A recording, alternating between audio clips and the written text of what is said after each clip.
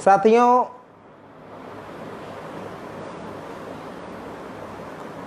आधुनिक काल में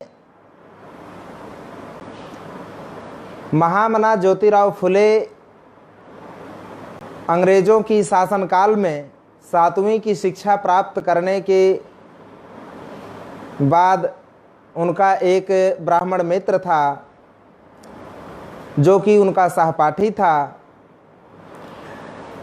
उसने अपनी शादी के दिन, गौना के दिन बारात में जाने के लिए, सम्मिलित होने के लिए महामना ज्योतिराव फुले को, जो कि मित्र थे, आमंत्रित करते हैं। ज्योतिराव फुले उस शादी में, बारात में शामिल होने के बाद जब उनकी पोशाक अथवा पगड़ी से ब्राह्मणों ने पहचान किया कि ये तो शूद्र है, ब्राह्मणों की बारात में भला एक शूद्र कैसे शामिल हो सकता है, इस बात से ब्राह्मणों को उनका वर्चस्व जो है, उनका वर्चस्व लहूलुहान हुआ कि आखिर हमारी बारात में एक शूद्र की क्या हैसियत की शामिल हो। तो ज्योतिराव फुले को धक्के मार करके, अपमानित करते हुए वहां से निकाल दिया गया। जब ये घटना हुई तो कुछ दूर पर खड़े हुए जो अछूत समाज के लोग थे, जिनके गले में हांडी, पीछे झाड़ू लटकी हुई थी, वो लोग जो है ज्योतिराव फुले अपमानित करके निकाले जाने के बाद उन ज्योतिराव फुले को इनके ऊपर हंसते हैं, अछूत जाति के लोग। जब वो हंसते हैं तो ज्योतिराव फुले के दिल में बहुत आघात लगता है। मेरा तो केवल अपमान हुआ, मेरे ऊपर वो भी हंस रहे हैं जिनके गले में हांडी, पीछे झाड़ू लटकी है, वो भी हंस रहे हैं मेरे ऊपर। इनको इस बात का जरा भी गम नहीं है कि मेरे से ज्यादा अपमान इनका हो रहा है, जिनके गले में हांडी, पीछे झाड़ू लटकी हुई है। इनको इस बात का गम नहीं है, हमारा तो केवल अपमान हुआ है, हमारे ऊपर ये हंस रहे हैं। ये व्यवस्था हमारी दुश्मन है, उस व्यवस्था की वजह से मेरा जो अपमान हुआ, उसकी वजह से हमारे समाज के अंदर में, पूरे देश भर में हजारों लाखों लोगों के साथ में प्रतिदिन अपमान होते रहते हैं। ये बात उनको समझ में आई और उन्होंने अपने जीवन में एक मकसद ठान लिया कि उस व्यवस्था को, जिसने हमको नीच बनाया, शूद्र बनाया और हमको समस्त जो है अधिकारों से वंचित किया, उस व्यवस्था को ध्वस्त करके मानवतावादी, समतावादी समाज का निर्माण करना, समता, स्वतंत्रता, बंधुता और न्याय पर आधारित समाज और राष्ट्र का निर्माण करना। और इस व्यवस्था को ध्वस्त करने के बाद ये निर्माण करना, यही हमारे जीवन का अंतिम उद्देश्य होगा, उन्होंने ठान लिया। उन्होंने अध्ययन किया तो समझ में आया कि ये व्यवस्था जितना दिखाई देती, इसकी जड़ें उतनी ज़्यादा गहरी हैं। इस व्यवस्था को उखाड़ फेंकना इतना सामान्य बात नहीं है। इस व्यवस्था के तहत हमारे लोगों का जो अपमान होता रहता है, हर व्यक्ति जो है हमारे समाज का अपमान का घूंट पी लेता है, लेकिन कोई विद्रोह करने को तैयार नहीं है। इसका मूल वजह है कि उनके अंदर जब मान सम्मान, स्वाभिमान ही नहीं है, तो अपमान की भाषा उनको समझ में नहीं आती। अपमान तो उसको समझ में आएगा ना जो, जिसका सम्मान हो। हमारे समाज के लोगों का सम्मान ही छीन लिया गया है, तो हम सम्मान का क्या मतलब है, तो उसको मैं गणित के माध्यम से थोड़ा सा आमतौर पे बताता हूं कि हमारे लोगों को किस प्रकार से जो है 2 टांग का जानवर बनाया गया था। मनुष्य माइनस मान, सम्मान, स्वाभिमान बराबर 2 टांग का जानवर।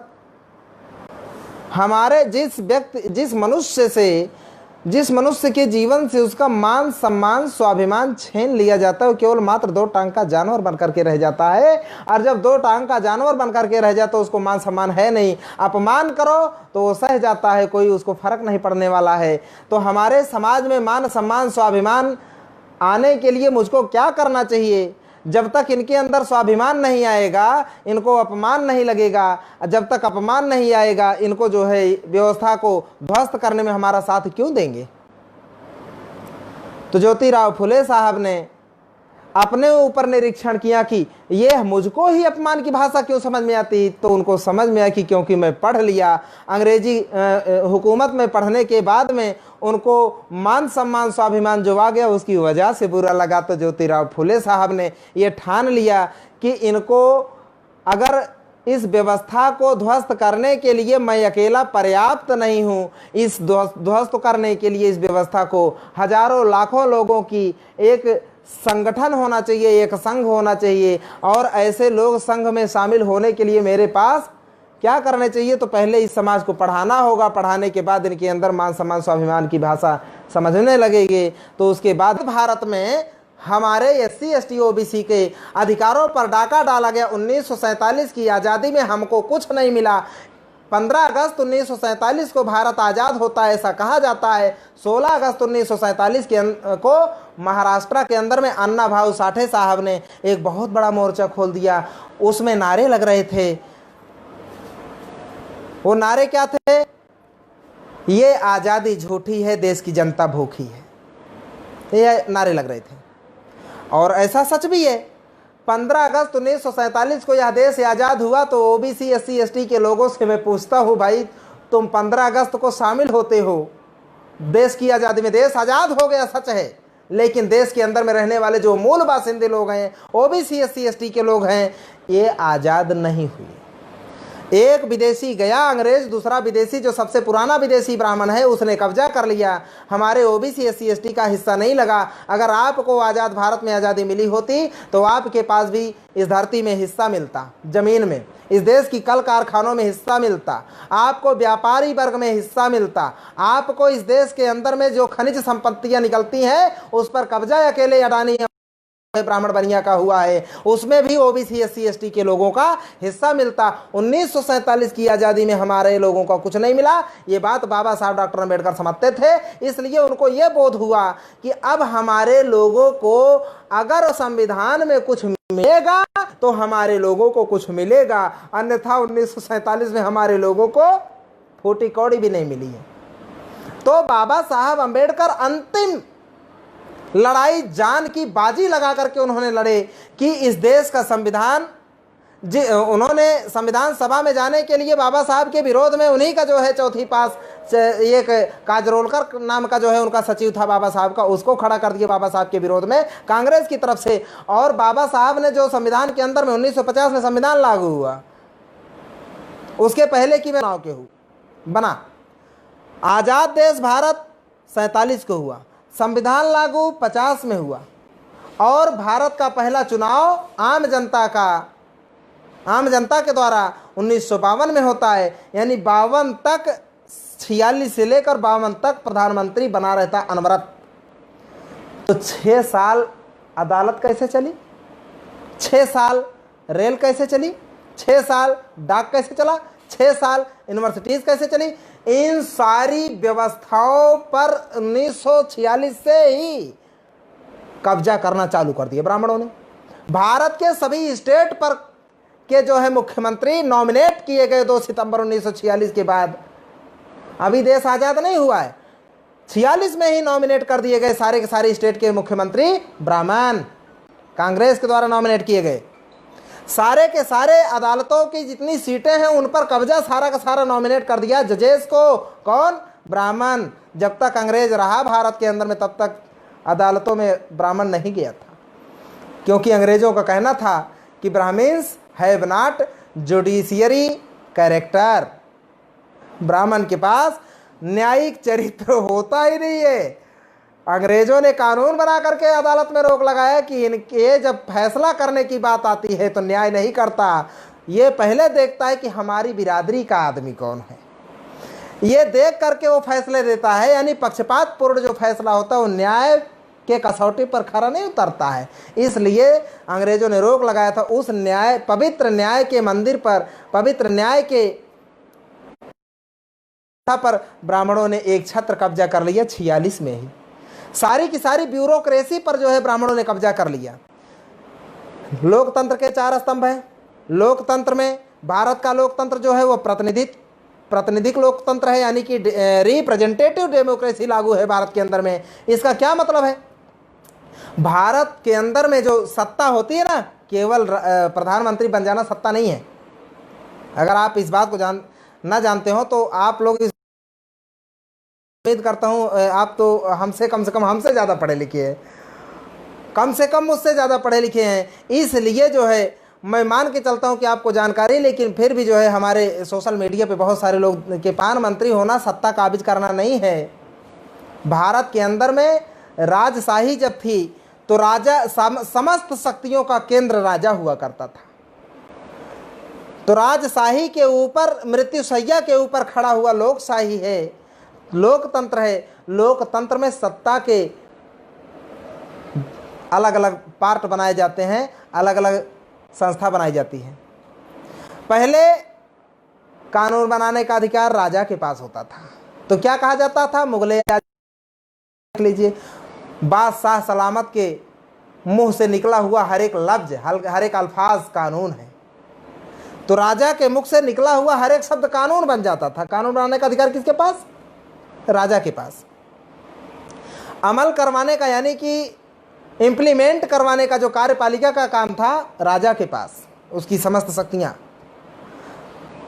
प्रचार माध्यम का सारा पावर किसके पास, राजा के पास। जो बोलता था वही जो है लिख करके जाता था, खुद करता था वो काम। और स्वयं ही अदालत का भी काम देखता था। राज्यसभा के अंदर में न्याय की प्रक्रिया का भी वो केंद्र था, यानी कि जो समस्त शक्ति का केंद्र राजा के पास हुआ करता था, उसका बंटवारा हुआ लोकतंत्र में कि कानून बनाने की संस्था अलग होगी और वहां पर वो लोग कानून बनाने के लिए जो जाएंगे जो जनता के द्वारा प्रतिनिधि होंगे, जनता के लोगों द्वारा चुने हुए होंगे, वो जनता के द्वारा चुने हुए होंगे, जनता का खिदमत करेंगे, ख्याल रखेंगे, और वही लोग जाकर के जनता के दुख दर्द के मिटाने के लिए, ख़त्म करने के लिए, इनकी समस्या को समाप्त करने के लिए ये लोग कानून बनाएंगे। कानून बनाने वाली संस्था अलग होगी, उस कानून पर अमल करने वाली संस्था अलग होगी, जिसका नाम कार्यपालिका होगा, उसका नाम विधायिका होगा। और अगर कार्यपालिका से हमारे भारत की जनता को अगर जो है न्याय, इनके साथ इनका न्याय नहीं मिलता है, तो ये न्याय प्राप्त करने के लिए अदालत की शरण जाएंगे, वो संस्था अलग होगी जिसको न्यायपालिका कहते हैं।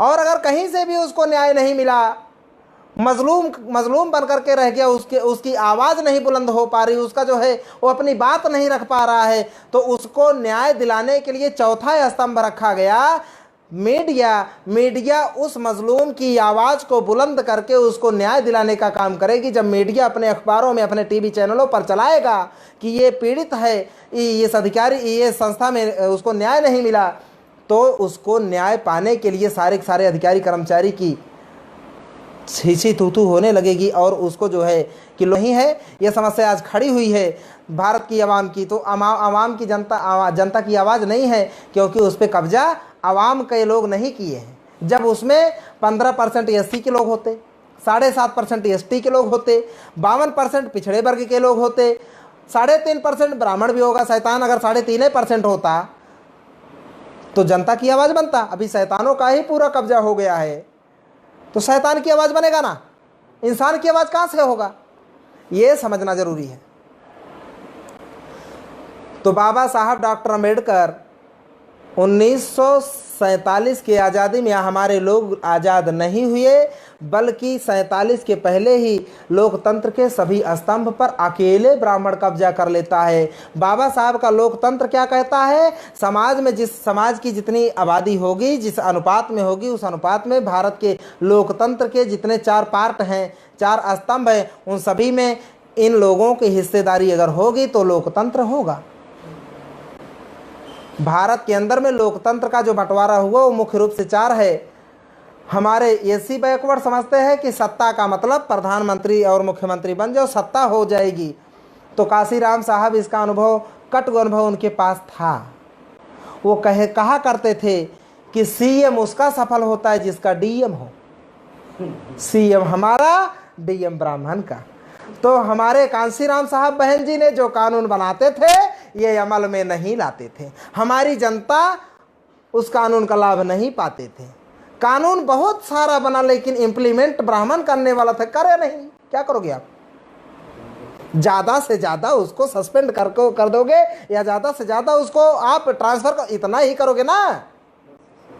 और यूपी गवर्नमेंट का एम्प्लॉय नहीं है, सेंट्रल का है। सेंटर किस पे कब्जा, किसका कब्जा है सेंटर में? उन्हीं शैतानों का कब्जा। तो कहाँ से इंसानियत की बात समझ में आएगी इनको? इट मीन्स जा रही है, हमारे वीडियोस को बहुत सारे लोग देखेंगे। कांसीराम साहब का ये कहना कि सीएम उसका सफल होता है जिसका डीएम होता है। हमारे बहुजन समाज के लोग इसको कहते हैं, आमतौर पे कम पढ़े लिखे लोगों को समझाने के लिए उपयोग करता हूं मैं, कि रसोइया उसका सफल होता है जिसका परोसवैया हो। हमारे समाज के लोगों ने रसोइया बना दिया, लेकिन परोसवैया ब्राह्मण है। तो रसोइया हमारे समाज के लोगों, खवैया हमारे लोग, परोसवैया भी हमारा, खवैया भी हमारा, लेकिन परोसवैया ब्राह्मण है, वो हमको परोसता ही नहीं है। ये समस्या आ रही है। तो अगर यहाँ से इम्प्लीमेंट किया ना किया, हमारे लोग जाएंगे अदालत में, तो अदालत में भी वही लोग बैठे हैं। 79.8% कब्जा प्रशासन में ब्राह्मणों का है, और 100 मतलब ज़्यादातर कब्जा जो है लोकतंत्र के पहले पायदान यानी कि कानून बनाने वाली संस्था पर कब्जा किया। पूर्ण बहुमत में जितना जो है सरकार बनाने के लिए इसको चाहिए, उससे ज़्यादा ब्राह्मणों ने जो है सीटें निकाला ईवीएम के माध्यम से। प्रशासन पर 79.8% कब्जा किया। इसके साथ ही जो है उसने कब्जा किया, इस पे क्या बोलते हैं आप इसको, अदालत पर 80% इसने कब्जा कर लिया। लेकिन 10% बहन जी ने की कृपा से 10% उनको रिजर्वेशन जो मिला, तो 10% और बढ़ गया, उसका 90% हो गया। और कॉलेजियम पहले से ही लागू किया हुआ है।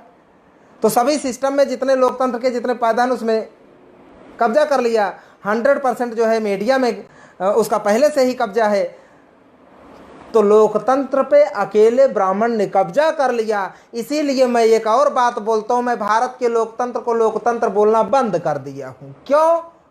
भारत के लोकतंत्र पर कब्जा और अतिक्रमण, अगर सभी के हिस्सेदारी पर अतिक्रमण ब्राह्मण किया, तो लोकतंत्र पे ब्राह्मण का कब्जा हो गया। इसलिए लोकतंत्र को मैं ब्राह्मण तंत्र बोलता हूँ। इस देश के अंदर में डेमोक्रेसी खत्म हो चुकी है, ब्राह्मणोक्रेसी जो है शुरू हो चुकी है। उसी का नतीजा है कि पूरे भारत में बहुजनों की अस्मिता लुट रही है, बहुजनों की इज्जत नहीं बच पा रही है, बहुजनों के घर जलाए जा रहे हैं, बहुजनों के पूरी तरह से जो है शोषण हो रहा है, और कहीं पर भी नहीं हो रहा है। उसकी वजह है लोकतंत्र खत्म हो चुका है, ब्राह्मण तंत्र लागू हो चुका है। लोकतंत्र हाईजैक करके ब्राह्मणों ने उस पर कब्जा कर लिया है। ये बहुत बड़ा आरोप है। तो बाबा साहब यानी 1950 में हमारे समाज के पढ़े लिखे लोगों को अधिकार दे दिए पढ़ने का। और जब पढ़ लिख करके हमारे समाज के लोग तैयार हुए, तो कब तैयार हुए? 1950 के पहले कब्जा पूरा कर लिया। संविधान लागू होने के बाद पहला चुनाव हुआ 1952 में।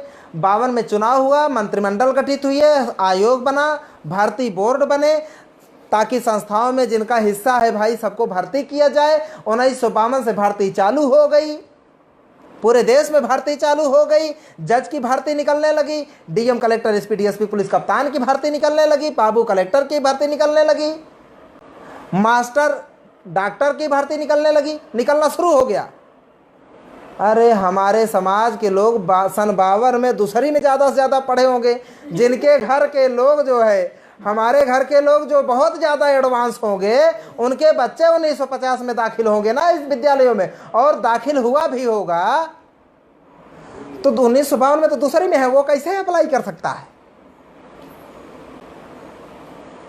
तो दूसरी का आदमी अप्लाई नहीं कर सकता। तो ये 1965 में हमारे लोग पढ़ लिख करके ग्रेजुएट करके बाहर आए। 1965 तक पूरे भारत पर इन लोगों ने कब्जा कर लिया, सभी के हिस्से पर कब्जा कर लिया, सबके हिस्से पर कब्जा कर लिया। 1952 से लेकर के लगातार ये लोग जो है 1965 तक क्या भर्ती जब होती थी, आईएएस, आईपीएस या यूपीएससी की जब भर्ती करते थे, अदालतों में भर्ती निकालते थे, तो 15% अनुसूचित जाति का, 7.5% एसटी का और ओबीसी का हिस्सा जो है, जब इनकी भर्ती आती थी ओबीसी को तो मिला ही नहीं था 1952 में, उसको तो जो है इन लोगों ने गायब कर दिया, बाबा साहब ने दिया था संविधान में, ब्राह्मणों ने गायब कर दिया, और 1990 में पहली बार इसको मिला। तो अभी ओबीसी का मामला ही नहीं, ये मामला एससी एसटी का रहा। तो एससी एसटी की वैकेंसी आती थी खाली चली जाती थी, आती थी खाली चली जाती थी। 100 अगर डीएम की भर्ती हो रही है तो 15 डीएम की कुर्सी जो है 7.5 जो है इसका है वो एसटी का, ये खाली चला जाता था। और जब खाली चला जाता था तो ब्राह्मण ही इंटरव्यू लेने वाला है, ब्राह्मण ही इंटरव्यू लेने वाला है। वो इंटरव्यू में जब कोई अभ्यर्थी हमारा शामिल नहीं हुआ तो लिख करके एफआर लिख करके भेजता था, यानी फाइनल रिपोर्ट लगा के भेजता था। For this post candidate is available, is not available, for this post candidate is not or not available, ऐसा लिख के भेज देता था कि ये पद खाली है लेकिन कोई इस पद के लिए कैंडिडेट ही नहीं है, ऐसा लिख के भेज दिया। 1965 आया, हमारे समाज के लोग पढ़ लिख करके आ गए, यूपीएससी का फार्म अप्लाई करने लगे, पीसीएसजे का फार्म अप्लाई करने लगे। अप्लाई करने के बाद में ये लोग क्या करने लगे, हमारे बच्चे लिखित परीक्षा में प्री मेंस में हाई लेवल पे वो लोग जो है मार्क लाते थे, इंटरव्यू में फेल किए जाते थे। ये लंबे समय तक कार्यकाल इन लोगों का चला। आप देख लीजिए 1965 के बाद से लेकर 90 तक जो है लगातार देख लीजिए आप, आपके ओबीसी एससी एसटी समाज से जो लोग होंगे वो लिखित परीक्षा में अच्छा नंबर लाते हैं, इंटरव्यू में फेल होते हैं। अभी एक जल्दी की घटना है, उस घटना में जो है एक लड़के ने, ओबीसी का लड़का था वर्मा, उसने लिखित परीक्षा में हाईएस्ट नंबर लाया। को इंटरव्यू में 1 नंबर चाहिए था, 1 नंबर नहीं दिया उसको, आधा नंबर दे दिया, वो फेल हो गया, उसका कम पड़ गया। ये बदमाशी है। तो ये 1965 के बाद से लगातार कार्यक्रम चलाते रहे, और जब चलाते रहे तो लिख करके क्या भेजते थे कि for this post candidate available but who those available are not suitable. Suitable का मतलब इनके अंदर मेरिट नहीं है, इस पोस्ट के लिए कैंडिडेट उपलब्ध है लेकिन जो उपलब्ध है वो सुटेबल नहीं है। सुटेबल नहीं का मतलब मेरिट नहीं है। मेरिट नहीं का क्या मतलब है, योग्यता नहीं है। योग्यता नहीं है का मतलब समझते हैं आप, योग्यता का क्या मतलब है, योग्यता नाम का कोई मेरिट नहीं होता, मेरिट नाम का कोई मेरिट नहीं होता। मेरिट बनता कैसे है, तो मेरिट बनता है बुद्धि क्षमता, कार्य क्षमता और ईमानदारी, ये 3 चीज मिलाओ मेरिट बनती है। कार्य क्षमता, बुद्धि क्षमता और ईमानदारी ऐड कर दो बराबर मेरिट। तो हमारे लोग कि कहते थे ब्राह्मण इंटरव्यू लेते समय इनके अंदर मेरिट नहीं है, तो कौन किसके पास होती मेरिट, ब्राह्मण के पास होती। आमतौर पे जो विदेशी होते हैं वो जिस देश के अंदर में जाते हैं लूटपाट करने के लिए, आक्रांता बन करके जिस देश के अंदर में विदेशी जाता है, वो आक्रांता, आक्रमणकारी व्यक्ति, आक्रमणकारी कौम जिस देश में आक्रमण करके गुलाम बना करके रखी हुई वहां की प्रजा को, उस देश के प्रति वो आक्रांता, ईमानदार नहीं होता। हमारे लोग समझ नहीं रहे। इस देश का सारा धन निकल रहा है, चाहे विजय माल्या हो, उसको भगोड़ा घोषित कर दिया। 10,000 रुपया ओबीसी का आदमी केसीसी पर लोन लेता है, उसका चमड़ी उधेड़ करके दमड़ी निकाल लेता है, आरसी निकाल के उसका घर कुड़की करके उसको वसूल लेता है। लेकिन 9,000 करोड़ रुपया लेकर के विजय माल्या नाम का ब्राह्मण गया, उसको भगोड़ा घोषित किया गया। भगोड़ा है। 35,000 करोड़ रुपए लेकर के जो है नीरव मोदी, मेहुल चौकसी 11,000 करोड़ रुपए लेकर के भागे, भगोड़ी घोषित हुई। बाकायदा प्लानिंग के साथ जो है निकाला जा रहा है। ब्राह्मण जानता है आज नहीं तो कल, कल नहीं तो परसों, परसों नहीं तरसों इस देश को छोड़ करके हमको जाना है। लेकिन जाते समय ये लोग हमको विदाई देने वाले थोड़ी हैं, इतना अच्छा काम थोड़ी किया हूँ। तो जाएंगे, लेकिन जाने से पहले विदाई तो मिलेगी नहीं। इस देश का सारा माल निकालो, बाहर निकालो। वो अपने काम में कर रहा है। एक बाबा जो है उसको लोन दिया गया 17,400 करोड़ रुपए। वो ब्राह्मण था, उस जाकर के एक समंदर के किनारे बहुत बड़ा टापू खरीदता है। टापू खरीदने के बाद में वहाँ से एक मैसेज देता है इंडिया को, कहता है एक नया हिंदुस्तान बसा रहा हूँ। तो भारत के ओबीसी SC ST के लोग जो अपने आप को हिंदू कहते हैं, उन लोगों ने सोचा हमारे लिए बना रहा होगा, भारत की आबादी बहुत ज़्यादा बढ़ जाएगी तो वहाँ पर शरण मिलेगा। अरे ब्राह्मण बैनामा लेता है 1-2 बीघा, उसमें हमारी बकरियां पड़ती है तो पीट पीट करके बकरियां भी मारता है और जो हमारे बच्चों को भी मार डालता है। ऐसा ब्राह्मण वहां पर 17,400 करोड़ रुपए का अगर टापू खरीदा है समंदर के किनारे, उसमें जो है आपको बसाएगा। तो ब्राह्मण वहां से जो है संदेश जो भेजा, उसको उसके ब्राह्मण के संदेश को ब्राह्मण ही पढ़ सकता है। बहुजन समाज के लोग वही पढ़ सकते जो अम्बेडकराइट हों, साधारण लोग नहीं पढ़ सकते। जैसे डॉक्टर की लिखी हुई रिपोर्ट को डॉक्टर पढ़ता है, वैसे ब्राह्मण की कही बात को ब्राह्मण पढ़ता है। क्या मतलब है उसका? मतलब इसका यह है कि ब्राह्मण अगर भारत से निकाले जाते हैं, आने वाले समय में भगाए जाते हैं, तो उसके लिए एक नए देश की मैं व्यवस्था कर दिया हूं। ब्राह्मणों को संदेश पहुंच गए, आप जो है अपना जो है आशा लगाए बैठे हैं। तो ये हमारे लोगों को समझना चाहिए। तो बाबा साहब डॉक्टर अम्बेडकर पढ़े लिखे, यानी कि जिस मकसद को ज्योतिराव फुले ने रखा था कि इस देश के अंदर में आज़ादी हम लोगों को मिलनी चाहिए, और ओबीसी SC ST के लोगों की आज़ादी जो है 1848 में उसका क्रांति शुरू हुआ, वो आज तक यानी 1947 में हमारी आज़ादी के साथ धोखा हुआ। ब्राह्मण ने जो 1857 में आज़ादी का आंदोलन चलाया, हमारी आज़ादी के आंदोलन को 9 साल के बाद जो है जो 1857 में क्रांति हुई, ब्राह्मण आज़ाद हो गया 1947 में। 1848 वाली आज़ादी का लड़ाई आज भी चल रहा है, आप लोग आज भी आज़ाद नहीं है। तो बाबा साहब डॉक्टर अम्बेडकर 1942 को जब कानून अंग्रेजी हुकूमत में वो लेबर मिनिस्टर बने थे, तो उन्होंने जो है एक संबोधन में कहा था कि हमारा संघर्ष सत्ता और संपत्ति के लिए नहीं है, बल्कि संपूर्ण आज़ादी, यही हमारा अंतिम संघर्ष, यही हमारा अंतिम उद्देश्य है, ऐसा बाबा साहब ने कहा था। तो अभी पढ़े लिखे जो कर्मचारी हमारे समाज के निर्माण हुए, तकरीबन बाबा साहब कहते थे कि जिस दिन हमारे समाज में 10 डॉक्टर, 20 इंजीनियर, 30 वकील पैदा हो जाएंगे, उस दिन हमारे समाज की तरफ आंख उठाकर बुरी नज़र से देखने की किसी की हिम्मत नहीं होगी। आज हमारे समाज में 1.5 करोड़ लोग एम्प्लॉई हैं, हमारे समाज की पीठ उधेड़ी जा रही है। ना हमारी इज्जत महफूज है, ना हमारे लोगों की जान की कोई वैल्यू है, कोई सुनवाई नहीं हो रही है, लोकतंत्र की धज्जियां उड़ाई जा रही हैं। 1.5 करोड़ लोग जो है, बाबा साहब तो 10, 20, 30 की बात करते थे, 1.5 करोड़ लोग हमारे समाज में तैयार है। क्यों है? क्योंकि पढ़े लिखे लोगों से जो उम्मीद बाबा साहब लगाए थे, जिस मकसद के लिए पढ़े लिखे लोगों का निर्माण किया गया, बुद्धिजीवियों का निर्माण हुआ। ज्योतिराव फुले जो है चाहते थे कि यही समाज, यही तबका नेतृत्व करेगा अपने समाज का ये जो बाबा साहब यानी लोकतंत्र में आप ये कर्मचारी अधिकारी जो 1.5 करोड़ हमारे समाज के लोग निर्माण हुए हैं, बाबा साहब के साथ में जो जनता, अनपढ़ गरीब जनता जो है, जो लगी अपना पेट अपना जो है काट करके जो लगी, उन्होंने जो लड़ाई लड़ी, उसका फ़ायदा उस समय उन लोगों ने नहीं पाए, उसका फ़ायदा बाद के लोगों ने उठाया। जिन लोगों ने लाभ लिया, उन लोगों ने संघर्ष किया, जिन लोगों ने संघर्ष किया उसका लाभ नहीं ले पाए। तो कम से कम जिन महापुरुषों की तमाम अथक प्रयासों, संघर्षों के नतीजा हैं आप, उनकी उपज हैं आप, तो कम से कम अपने महापुरुषों के इस अंतिम मकसद आज़ादी के लिए ओबीसी SC नेशनल दस्तक की आपसे गुजारिश है कि अगर इसको बचाना चाहते हैं तो नेशनल दस्तक को सब्सक्राइब करने के लिए रेड कलर के सब्सक्राइब बटन को दबाएं, फिर बेल आइकन की घंटी दबाएं। नेशनल दस्तक को बचाने के लिए बहुत जरूरी है कि हर खबर को शेयर करें, लाइक करें, कमेंट जरूर करें।